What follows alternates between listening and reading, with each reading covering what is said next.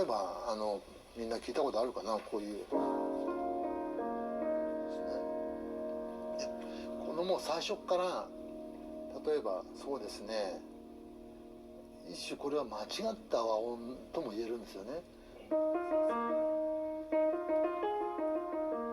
れがメロディーですよね。だからそうですね、こんな和音でもいいわけなんです。戦場のメリークリスマスの1小節目を見てみましょう。このメロディーに組み合わせる和音を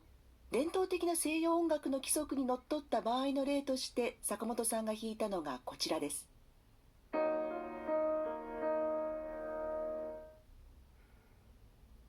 メロディーを印象づけるミのフラットが和音にも含まれています。このような和音を選ぶと全体が落ち着いた響きになります。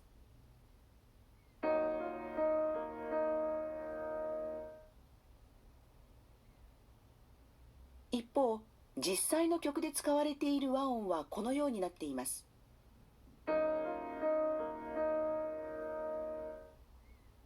メロディーを印象づけるミのフラットは和音には含まれていません。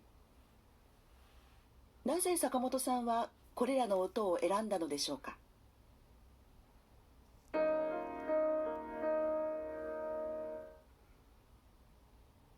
わざとこういう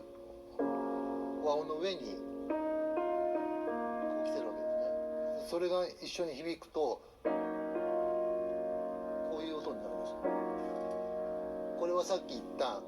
これが13でこれが7です。そうすると一緒に鳴らすとこ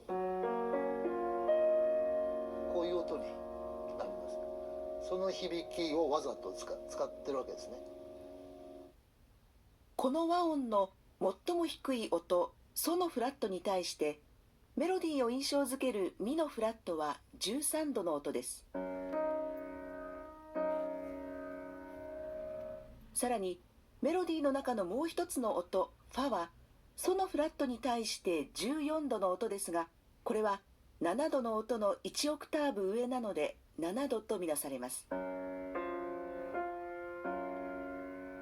つまりこの和音はメロディーで使われている音が7度、13度となるように選ばれているのです。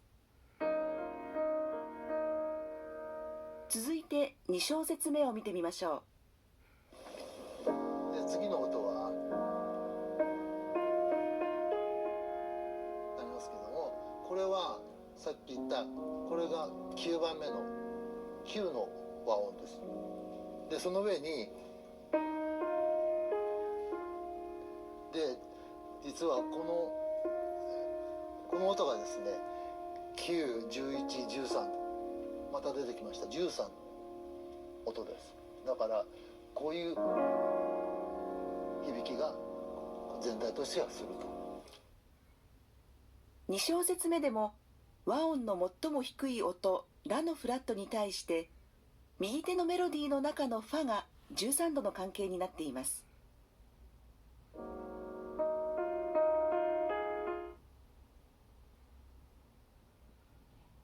で3小節目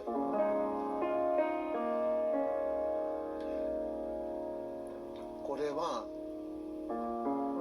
その上にやっぱり含まれてない音が乗ってます。で全体としてはこういう響きになる。そうするとこれっていうのはこういうちょっと日本や、前に聞いたガムラン音楽のような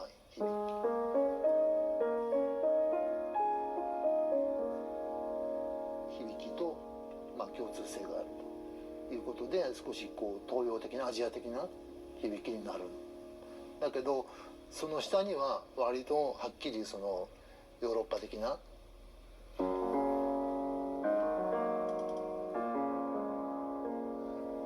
和音が支えているということになります。よろしいでしょうか。その先にそれ繰り返しますね。それでずっと同じメロディーばっかり繰り返してると面白くないので少し変化つけよう。変化がきますね。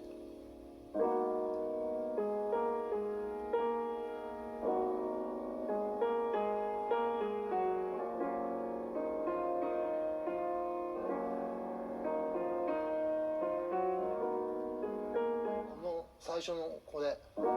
今まで出てこなかった響きですよね。だったのがいきなりこうなります。これは何を隠そう9の和音で、これは全部9の和音全部音を使ってます。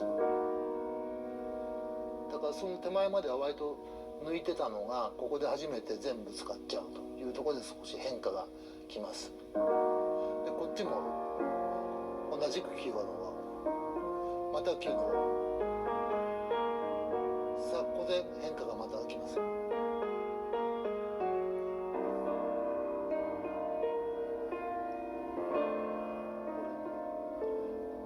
こはこれも今まで出てこなかった和音ですね。やっぱり分解すると7、9、11と、ここが11で次のこれは、13です。だから9、13で、しかもこの13のこの音はこの全体の調である、変ロ単調のに使われている音ではありません。変ロ単調は、レがフラットになりますね。レのフラットです。ところが今使った13の音はなんとその半音上のナチュラルなこう、だから一緒にやるとこんなにぶつかっちゃうんだけども、わざと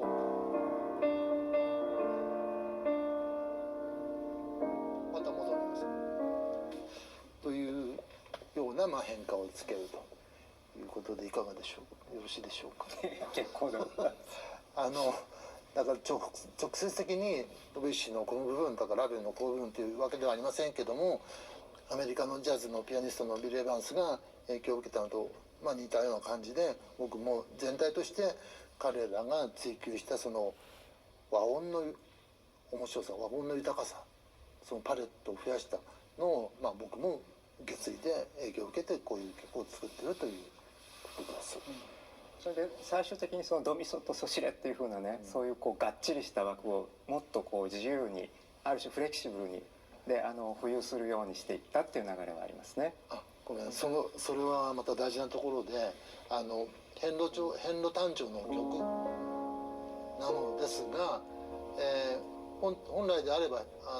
その曲っていうのはその調の、手話音からトニックの和音から始まるべきなのに、この鮮明の曲は、わざとサブドミナントと言いまして、こうじゃなくてこっから始まってる。だからその前に聞いたドビュッシーなんかにちょっと似ていて、頭だけ聞いたんでは何の調なのか少し分かんないということになるわけなんです。それもやはり調が曖昧になるっていうことの一つの効果ですね。はい、いいですか。ポリポリポリというわけで、だからそのビル・エヴァンスなり、はい、あるいはその坂本龍一なり、つまり今に至るまでこういうその19世紀の末からね20世紀の頭に、